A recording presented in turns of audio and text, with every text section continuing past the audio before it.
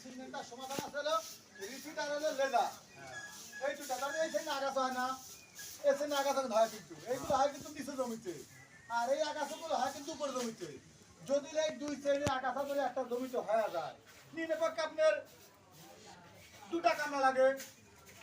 লাগে তো 1 বিঘা জমিতে দুটি কামলা লাগে না দুটি কামলা দাম কত 1000 টাকা লাগে তাই না 1000 টাকা আবার কিন্তু এই দলে ঘাস হয় তাহলে কিন্তু আমরা খাদ্যটা কিন্তু ভাগ বসায় সারের কিন্তু ভাগ বসায়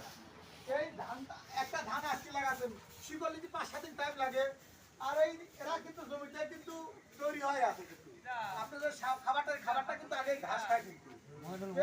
এই দুই তিন আগাছা থাকলে আপনি সফলভাবে দমন করছেন বা মৌসুমভাবে সফলভাবে দমন করছেন তাহলে আপনার ধানের জমিতে একটা টিকা দিবেন কি